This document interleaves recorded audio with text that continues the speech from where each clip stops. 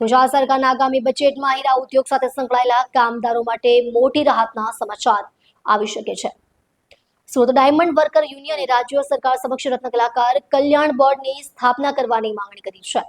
આ બોર્ડની રચના થવાથી ગુજરાતના આશરે 25 લાખ રત્ન કલાકારોને ફાયદો થવાની અપેક્ષા। યુનિયન દ્વારા સરકારને ભલામણ કરવામાં આવી છે કે આ કલ્યાણ બોર્ડની જાહેરાત બજેટમાં કરવામાં આવે, જેથી હીરા ઉદ્યોગમાં છેલ્લા કેટલાક સમયથી ચાલી રહેલી મંદીના માહોલમાં કામદારોને સીધો સહારો મળી શકે। યુનિયન પ્રમુખે જણાવ્યું કે આ બોર્ડની રચના થવાથી મોટી સંખ્યામાં કામદારો લાભાન્વિત થશે અને તેમની આર્થિક સુરક્ષા સુનિશ્ચિત થશે। નોંધનીય છે કે સુરત ડાયમંડ વર્કર યુનિયન છેલ્લા 5 વર્ષથી આ માંગણી સરકાર સમક્ષ રજૂ કરી રહ્યું છે, પરંતુ હજુ સુધી કોઈ નક્કર જાહેરાત થઈ શકી નથી।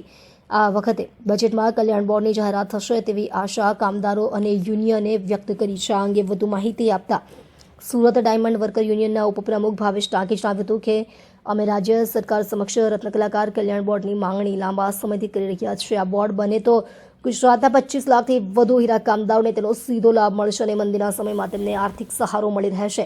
અમારી આશા છે કે સરકાર આ વખતે બજેટમાં જાહેરાત કરીને કામદારોના હિતોનું રક્ષણ કરશે। ગુજરાતના રત્ન કલાકારો માટે આવનારા 2026 બજેટની અંદર રત્ન કલાકાર કલ્યાણ બોર્ડની જરૂર શું કામ?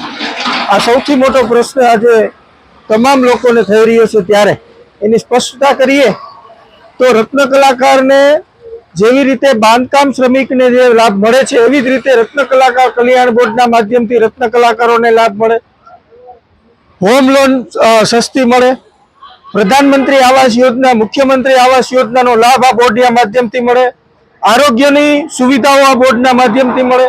રત્ન કલાકારોના બાળકો જે ઉચ્ચ શિક્ષણ મેળવવા માંગતા હોય, આ ઉચ્ચ શિક્ષણ મેળવવાની જે સબસિડી છે એ બોર્ડના માધ્યમથી આપવામાં આવે। રત્ન કલાકારોને સ્કિલ ડેવલપ કરવી હોય તો આ સ્કિલ ડેવલપની પણ સુવિધાઓ આ બોર્ડના માધ્યમથી મળે। એટલા માટે રત્ન કલાકાર કલ્યાણ બોર્ડની માંગણી કરી રહ્યા છીએ અને આ માંગણી છેલ્લા 5 વર્ષથી ડાયમંડ વર્કર યુનિયન કરતું આવ્યું છે।